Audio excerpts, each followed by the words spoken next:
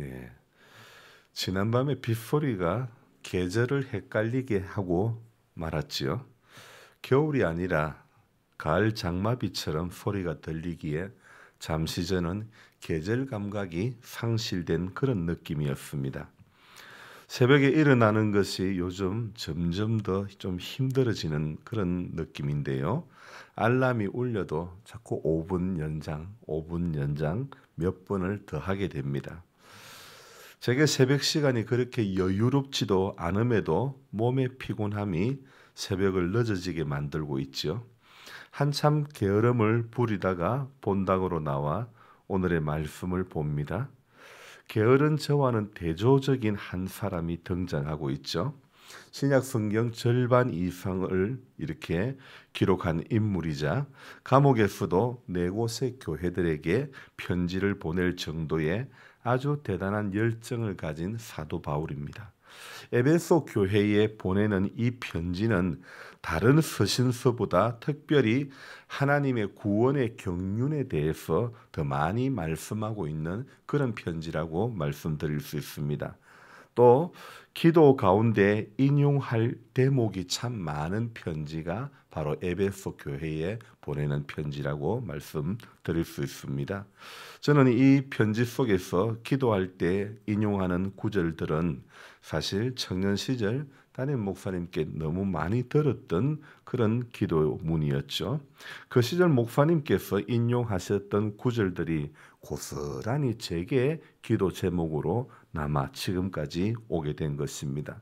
그 중에 몇 가지를 소개하고 오늘 본문에 대해서 말씀을 나누려고 하는데, 먼저 1장 17절에 보면 이런 말씀이 있습니다. 우리 주 예수 그리스도의 하나님 영광의 아버지께서 지혜와 계시의 영을 너희에게 주사 하나님을 알게 하시고, 그리고 8절 너희 마음의 눈을 밝히사 그의 부르심의 소망이 무엇이며 성도 안에서 그 기업의 영광의 풍성함이 무엇이며, 또 1장 19절에 그의 힘의 위력으로 역사하심을 따라 믿는 우리에게 베푸신 능력의 지극히 크심이 어떠한 것을 너희로 알게 하시기를 구하노라. 그래서 인용하셨던 구절 중에 제일 많이 들었던 구절이, 그 중에서도 에베소서에서는 바로 이 3장 마지막 부분에 바울의 기도에서 목사님은 굉장히 많이 인용을 하셨습니다. 그 중에 이 14절부터 시작되는 바울의 기도는 제 목사님께서 정말 너무너무 많이 인용을 하셨는데, 그 중에 16절 보면요. 그의 영광의 풍성함을 따라 그의 성령으로 말미암아 너희 속사람을 능력으로 강건하게 하시오며, 이 구절이었죠. 그래서 목사님께서는 기도하실 때마다 우리 성도님들의 속사람을 하나님 능력으로 강건하게 해달라는 그런 기도를 늘 하셨습니다. 그러니까 정말 우리의 속사람이 하나님의 능력으로 강건해져야 우리가 죄악 많은 세상에서 이길 수 있는 힘이 거기에서 나올 줄로 믿습니다. 또 제가 16절 말씀을 읽어드렸죠, 그죠?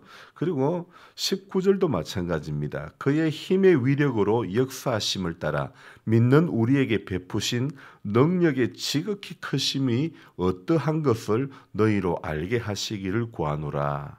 그리고 또 정말 이거 제가 좀 1장 말씀을 다시 읽었네요.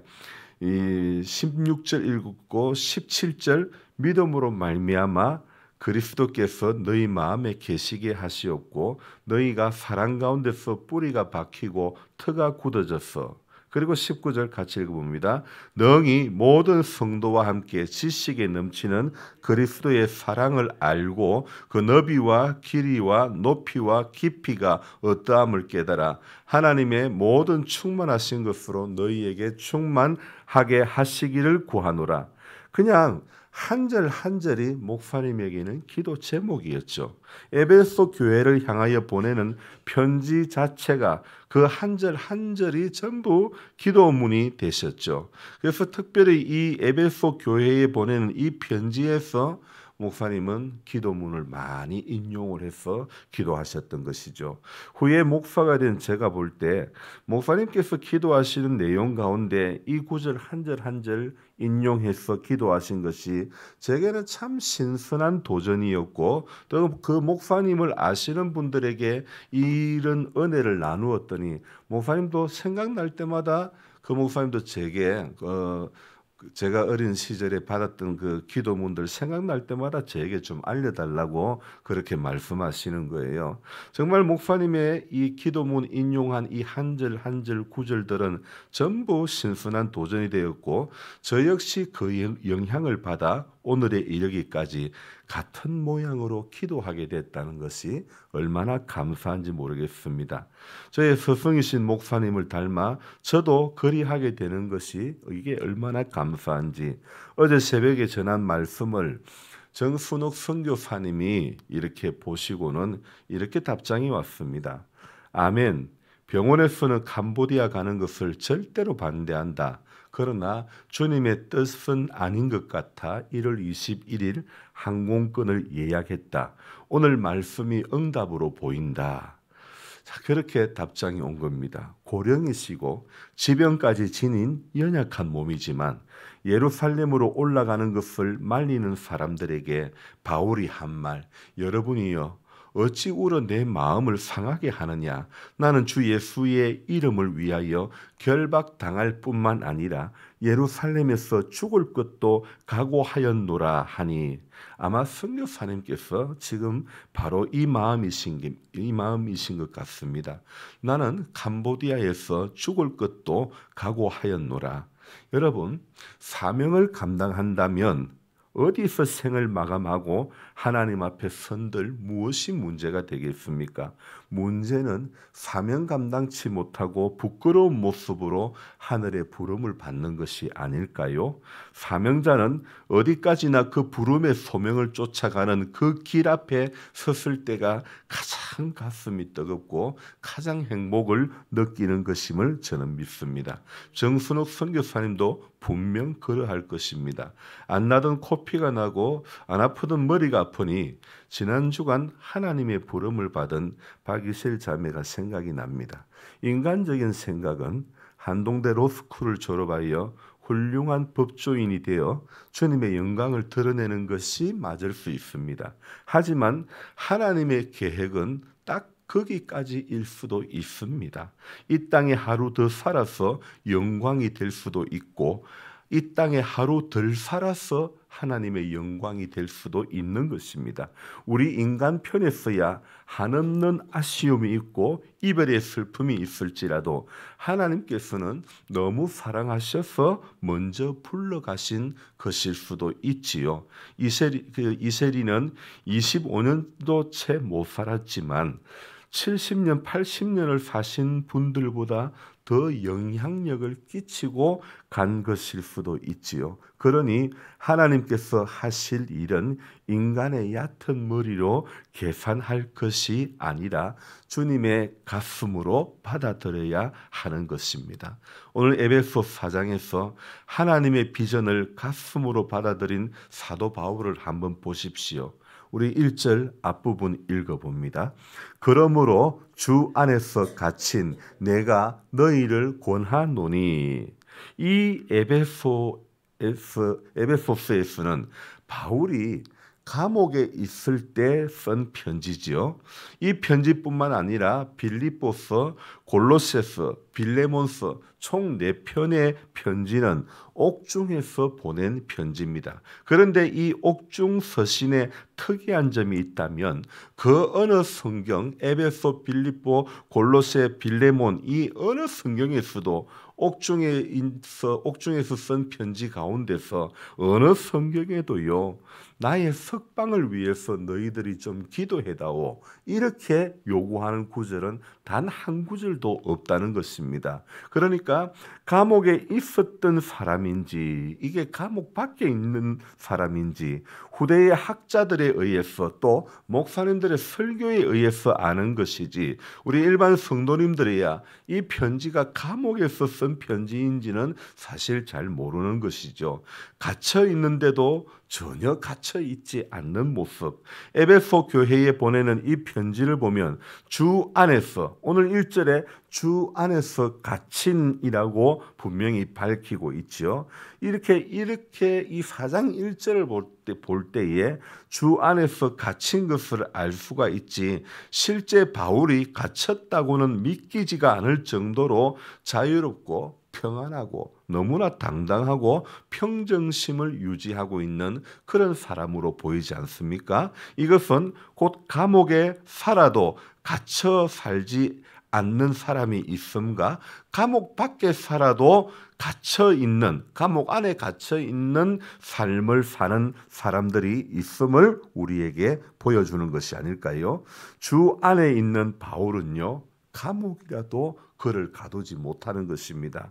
이 에베소서는 추후 62년경에 AD 62년경에 기록된 편지지요. 자, 이 옥중 편지는 감옥을 넘어서고 에베소를 넘어서고 그 시대를 넘어서고 나라를 넘어서고 언어를 넘어서고 사람들이 만들어 놓은 모든 장벽을 넘어서고 오늘 새벽에 우리에게 이르기까지 이렇게 하나님의 역사가 있었던 것입니다. 지금 감옥이라는 것은 옥중이라는 상황을 의미하는 거죠. 자, 오늘 새벽에 저는 1절 말씀을 보면서 깨닫는 진리가 있었습니다. 모든 사람들은 두 종류로 나눌 수 있다는 것입니다.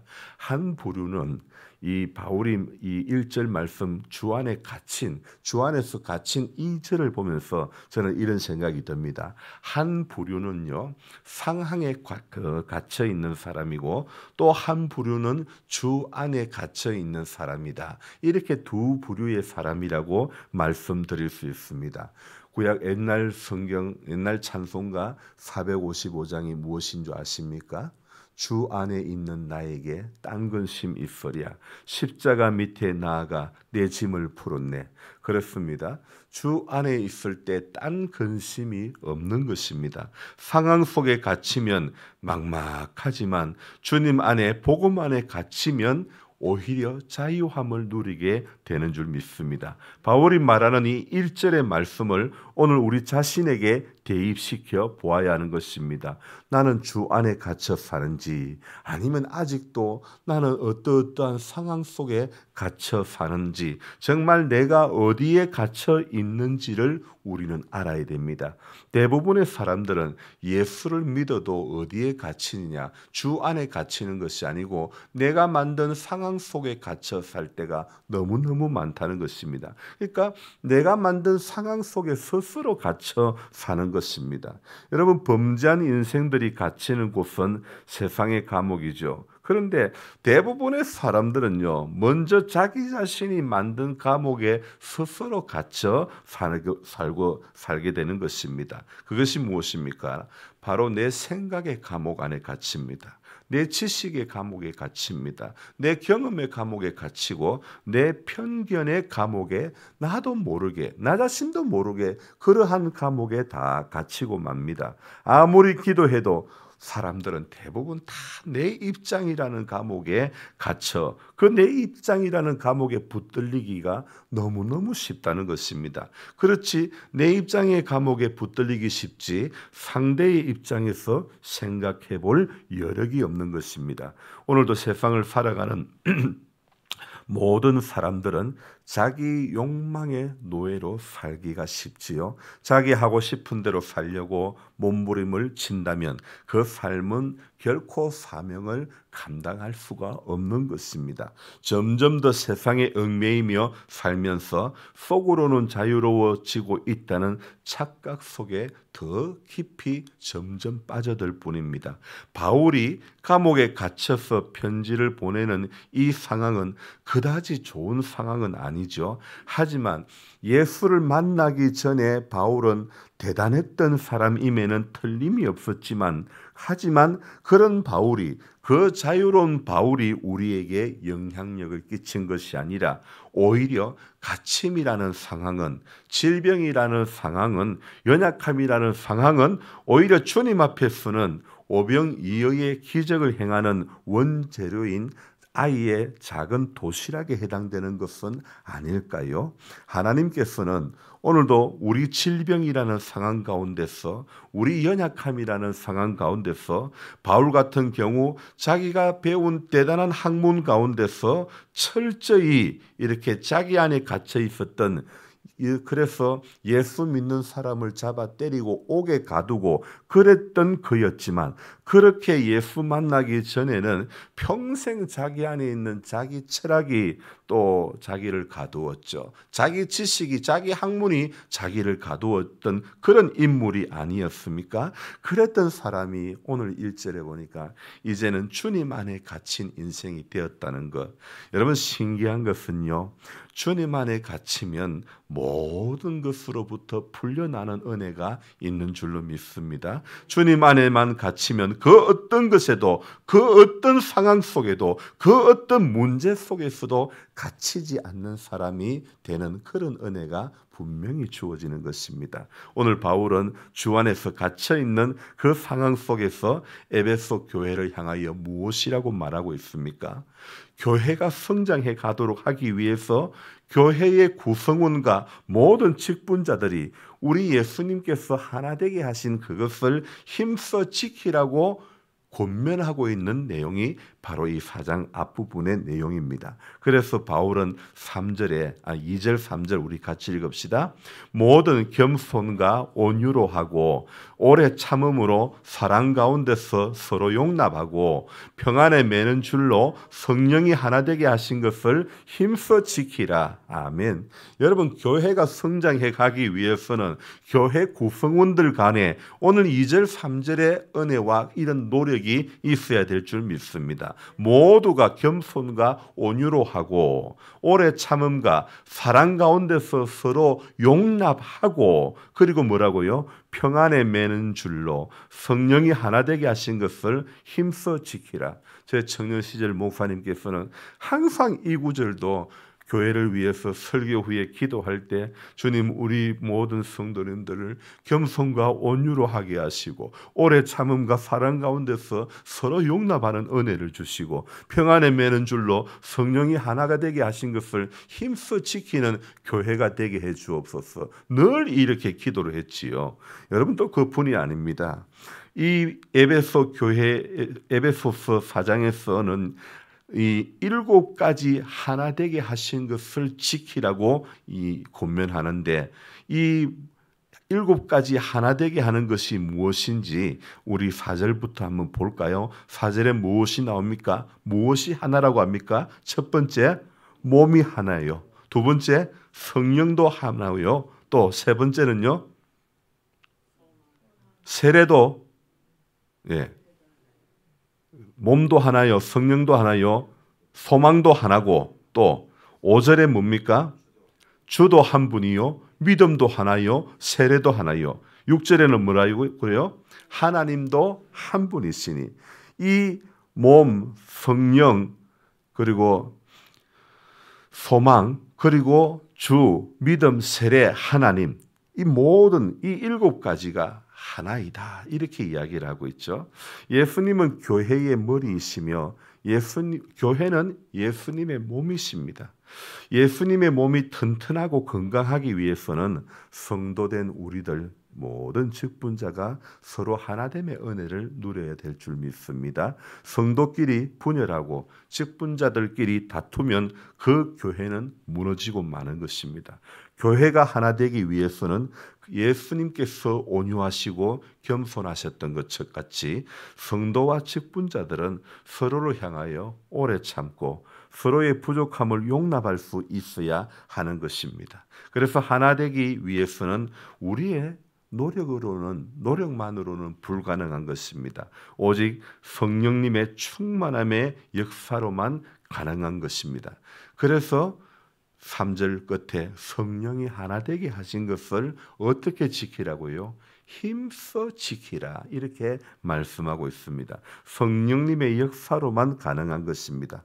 오늘 이 새벽에도 기도의 직분을 맡은 우리 교회 모든 성도님들은 교회의 하나됨을 위하여 또 우리 교회의 성령님의 역사가 충만하도록 위해서 함께 기도해야 될 줄로 믿습니다. 참 그제도 말씀드렸지만은 우리 새벽으로도 기도하는 분이 있지만은 저녁으로 또 우리 조 목사님 가정에서 매일 나오셔서 기도하시는 게 이런 것이 여러분 교회의 힘이고 그리스도인의 능력인 줄로 믿습니다. 하나님의 교회는 기도의 불이 꺼지지 않아야 되는 것입니다. 기도의 향연이 늘 하나님 앞에 올려지는 교회가 될 때에 여러분 오늘 이 에베소 교회를 향해서 보내는 편지 속에서 바울이 건면했던 그 이야기를 그 내용을 이루어갈 수 있는 교회가 될 줄로 믿습니다. 기도하겠습니다. 하나님 아버지, 오늘 에베소 교회를 향하여 기도하는 바울의 기도문이 우리의 기도문이 되기를 원합니다. 믿음으로 말미암아 그리스도께서 우리 마음에 계시게 하시옵고 우리가 사랑 가운데서 뿌리가 박히고 터가 굳어져서 능히 모든 성도들과 함께 지식에 넘치는 그리스도의 사랑을 알고 그 너비와 길이와 높이와 깊이가 어떠함을 깨달아 하나님의 모든 충만하신 것으로 우리 임기 교회에 충만하게 하시기를 구합니다. 하나님 아버지, 우리는 이곳에서 신앙생활할 때 모두 겸손과 온유로 하게 하시고 오래 참음으로 사랑 가운데서 서로 용납함이 있게 해 주시기를 원합니다. 평안에 매는 줄로 성령이 하나 되게 하신 것을 힘써 지키는 교회와 우리 모든 성도님들이 될 수 있도록 도와주시기를 원합니다. 그래서 하나님 아버지, 바울이 에베소 교회를 향해서 기도했던 이 기도문, 이 편지 한 절 한 절이 오늘 우리에게 기도문이 되길 원합니다. 하나님 아버지, 사도 바울이 그렇게 기도했던 것처럼 제게 은혜를 주신 서성 되시는 목사님도 역시 이 구절들을 붙잡고 기도했던 것처럼 오늘 우리도 하나님 말씀에 기록된 한 절 한 절을 붙잡고 기도할 때에 하나님의 놀라운 응답의 역사들을 경험하게 될 줄로 믿습니다. 우리가 기도하는 것, 우리가 간구하는 것, 향방을 잃은 간구가 되지 않기를 원합니다. 언제나 말씀 붙잡고 기도하는 성도가 되게 해 주시기를 원합니다. 12월 12일 역사에 남는 날입니다. 하나님 아버지, 이 나라 이 민족을 불쌍히 여겨 주시기를 원합니다. 하나님께서 인도하심의 역사들을 경험하는 이 나라가 되기를 원합니다. 과거의 아픈 역사들이 재현되지 않도록 도와주시고 특별히 위정자들을 하나님께서 기억해 주시고 나라와 민족을 사랑하는 마음 가득하게 하시고 특별히 하나님을 두려워하는 마음들이 저들 가운데 있기를 원합니다. 그래서 이 나라 이 민족이 하나님 보시기에 합당한 나라가 되게 해주시고 하나님 정말 하나님의 나라가 하나님의 다스림을 경험하는 나라와 또 모든 위정자 또 우리 모두가 될 수 있도록 도와주시옵소서. 하나님, 점점 인구 절벽의 시대를 이 나라가 경험하고 있습니다. 주님께서 우리 젊은 세대들 결혼도 하지 않고 자녀도 낳지 않으려고 하는 그런 이 세대들을 하나님 향하여 오늘도 깨닫게 해주시고 생육하고 번성하고 땅을 정복하고 땅에 충만한 그런 은혜가 창세기의 은혜가 모든 가정 가운데 있게 해 주시옵소서. 오늘 하루도 성령이 하나 되게 하신 것을 힘써 지키는 하나님의 사람들이 되게 하시고 그리 살 수 있는 은혜가 우리 모두에게 있기를 원합니다. 감사를 드리며 예수님의 이름으로 기도드리옵나이다. 아멘. 간절한 마음으로 주여 부르고 기도합니다. 주여, 주여, 주여.